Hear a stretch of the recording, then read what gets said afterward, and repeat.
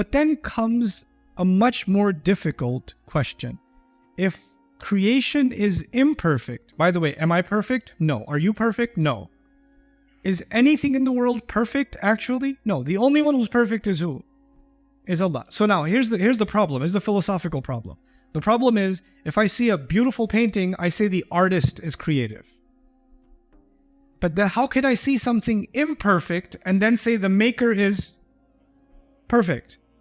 How can I say that it's perfect? Because we're saying everything declares how perfect Allah is. But everything itself is not perfect. So how is it an evidence that the maker of it is perfect? And so it's hinting at the future. There's a subtle hint. In the surahs where the tasbih is mentioned in the future tense, something in this surah is coming that's going to tie into the future.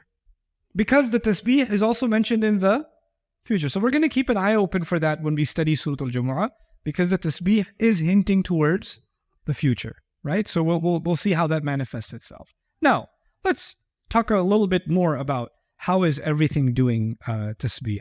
I've given you the basic overview of that. Mufassirun talk about haqiqa and lisanul hal. What does that mean? How can you say the atheist is doing tasbih? How can you say that mushrik is doing tasbih? They're not doing tasbih. How can you say the shayateen are doing tasbih? They're not doing tasbih. How can the Quran say whatever's in the skies and whatever's in the earth is doing tasbih and will continue to do tasbih when the contradiction to that exists? For everyone, believers have always been the minority. Disbelievers have always been the majority. They do the anti-tasbih. So what does this mean? Allah is here referring to lisan al-hal. Lisan al-hal means the way that something is. So let me put that in the simplest way for you. If you see a beautiful painting, doesn't it speak or declare the creativity of the artist? Right? If you see a marvel of engineering, isn't that a statement about the company that made it? Right? So your work speaks for you. You understand that, right? Your work speaks for you. An amazing building speaks for the architect, right? An amazing railroad system or highway system speaks of the government that put it together, or the engineers that put it together, right? If you cooked a delicious meal, it speaks of your culinary skill. Everything Allah created speaks of His perfection. You understand that analogy? It speaks. That's called lisan al-hal. But then comes a much more difficult question. If creation is imperfect, by the way, am I perfect? No. Are you perfect? No. Is anything in the world perfect actually? No. The only one who's perfect is who? Is Allah. So now here's the problem. Here's the philosophical problem.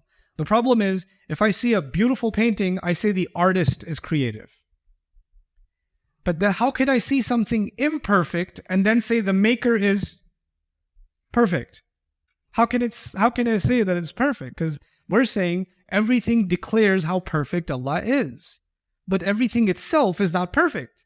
So how is it an evidence that the maker of it is perfect? This is, by the way, a very common atheist argument. Oh, your God is so perfect? What about cockroaches? What about a rash on your skin? What about my cousin?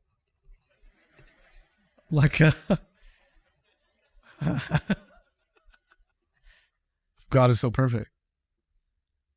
The point is, actually, I was created to live, grow, and then die.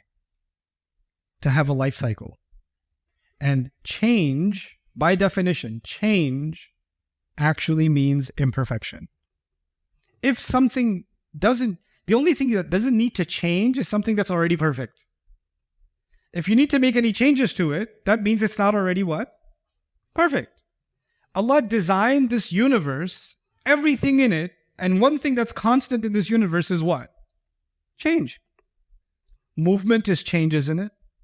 The subatomic particles moving inside every atom are moving, which means their position is what? Changing. Motion is change. Energy is change. All of science is the study of change. Every science is the study of change. History is the study of change. Actually, that's all we study is change. Life itself, life is defined by change, and a cell changes, right? Allah designed things to change, but change for a purpose. The change itself is imperfect, but the purpose is perfect. It's not the fact that things are perfect. It's that they were made for a perfect reason. I was perfectly created to be born at this day, of this mother, in this family, in this situation, for these years, meet with these people. The plan for all of it is what? Perfect. It's perfect. In fact, that's actually the tasbih. Everything is being done according to a plan. It's the plan of Allah for everything that's actually perfect. And that's the tasbih of Allah, that whatever's in the skies is doing and whatever's in the earth is doing. وَالشَّمْسُ تَجْرِي لِمُسْتَقَرٍّ لَهَا. The sun moves according to an exact schedule and calculation. Why is Allah giving us that analogy? If you realize the sun is so precise, then you will realize everything Allah does is extremely what? Precise. But some things, the precision is easy for you to see. Other things, you can't see the precision, so you call it chaos. When human beings cannot understand a pattern, they call it chaos. Right? And so they say, oh, the universe is in chaos. Well, Allah says, no, it's in order. You just don't have the algorithm figured out. It's a little more advanced for you, so you call it chaos, but actually it's much bigger than you. It's in the ghaib. Okay? Then there's the perfection of the argument of beauty. I've talked about it in Surah Al-Hadid, so I don't want to spend too much time on it here because we have so many other things to talk about, but I'll tell you briefly. Human beings are not created like squirrels or cats or camels or anything else. We don't just survive as a species. This is not even a religious conversation. This is common sense across the board. Doesn't matter what religion somebody comes from. Human beings pursue more than just survival. Isn't that true? I mean, people want to listen to more and more beautiful music, or they want to design more and more beautiful clothes, or taste more and more delicious food, or design more and more beautiful homes. What is the common element between all of these things? For every one of our senses, we want to pursue more and more beauty, isn't it? In fact, even abstract beauty. People, even if it's not physical beauty, you just want to listen to some remarkable poetry or some amazing story, which is abstract beauty. It's just in your mind. But you want to hear it. You want to experience it. Human beings pursue beauty. Do camels pursue beauty? Do squirrels or cockroaches or ants or fish pursue beauty? No. Human beings pursue beauty in everything they do. And then we keep pursuing this thing called perfection. We're perfectionists. We want something more, and even perfectionists, even down to like, if you're just a gamer sitting there playing whatever, what are you playing nowadays? I don't keep up. Last I knew was Roblox. Call of Duty. Okay, fine. Be old school. That's fine. If you're playing a video game, if you're a real gamer, you gotta win every medal, finish 100% of the game, do the entire, get every upgrade, because you have this insatiable desire to attain perfection, to get to the most beautiful. Where do you think that thirst came from to get more and more and more? Or an athlete that wants to beat his own record, or keep pushing, because we were originally in the company of Allah, who is perfect and the most beautiful, and Allah put in us, because of that company, the desire for more and more and more beautiful. And so our tasbih is actually different than the tasbih of everything else. Allah made our tasbih even more beautiful. It isn't just even the tasbih of perfection or purpose, it's the tasbih of the pursuit of beauty. We human beings do that more than any other creature, or unlike any other creature. Then, of course, I won't break this surprise yet, but tasbih in this surah is going to have a special purpose. We'll discover that as we explore this surah, inshallah.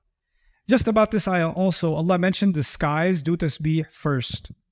Whatever's in the skies does tasbih, and whatever's in the earth does tasbih. Why are the skies mentioned first? Well, they came first, so it makes chronological sense. They do a lot better tasbih than us, because angels, they flood the sky. They do a lot better tasbih than we do.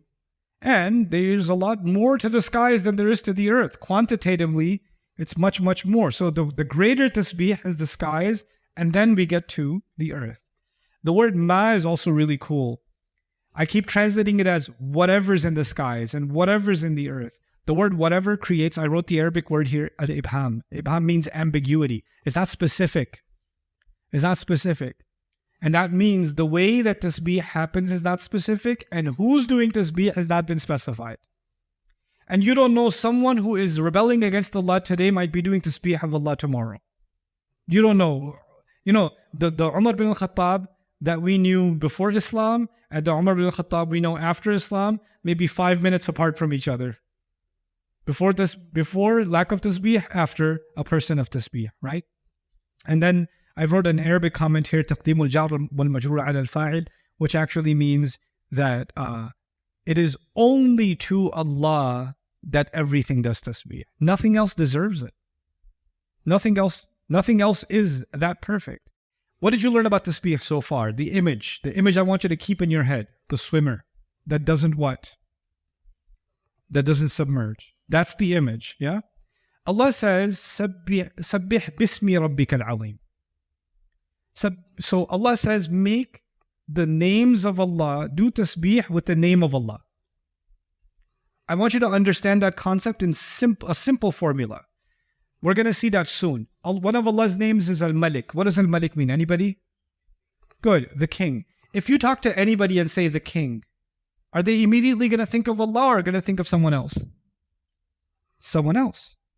The Arabs of Arabia, when they heard king, is their first thought Allah or is their first thought someone else? Someone else. The holy, Al-Quddus, the holy. They were holy people. They were holy saints. They were holy priests. They were holy institutions. When you hear the word Al-Quddus, the first thing that comes in somebody's mind is Allah or someone else? Someone else. When you say Al-Aziz, the authority can also mean the minister, the governor. Allah or someone else? Someone else. Al-Hakim, the wise.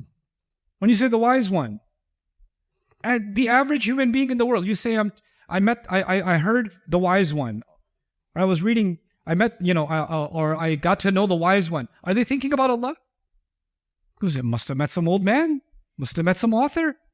You understand? These words, the mind goes to someone other than Allah immediately. You understand that, right? Allah chose words, and Allah knows language better than we do. Allah is the creator of language. Allah chose words that take the mind to someone other than Allah. And that's part of the formula. Now I actually have to think about the king and what's behind king? Kingdom. The concept of kingdom. What's behind the holy? The concept of holiness and purity. What's behind the authority? The concept of power and authority. What's behind the wise? The concept of wisdom. I have to think about these concepts and how human beings show these concepts. And then I have to remove all the imperfections that human beings have per concept. And once I remove all of them, the name will have tasbih. Now it's ready for Allah. You understand? So actually, the words as we hear them are imperfect. They're imperfect. Now we have to do the exercise of cleaning them. And what's the exercise of cleaning them called? Tasbih.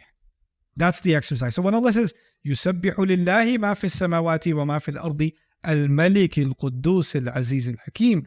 We're going to try to do tasbih of each one of these names. Because that's what's being demanded of us. You understand? And that's how tasbih works. It's a really beautiful exercise. It's a mental exercise and even a spiritual exercise that we're going to engage in so we can appreciate something really awesome about this opening ayah. Barakallahu li wa lakum. Assalamu alaikum wa rahmatullahi ta'ala wa barakatuh. One time I was giving a khutbah, this guy got a phone call, first row. Okay, if you're going to pick up your phone, at least be in the back row. He's in the first row. Hello, is everything okay? Yeah. How's uncle? Uncle's good. Yeah, over and out. So I get a khutbah. The guy starts doing this, and I was like, in the middle of the khutbah, I was like, I just stopped my khutbah. I was like, this is a really interesting conversation. Let me just finish. So he took a full 90 seconds, finished this conversation. I was like, is uncle okay? He goes, yeah, he's okay. I was like, okay.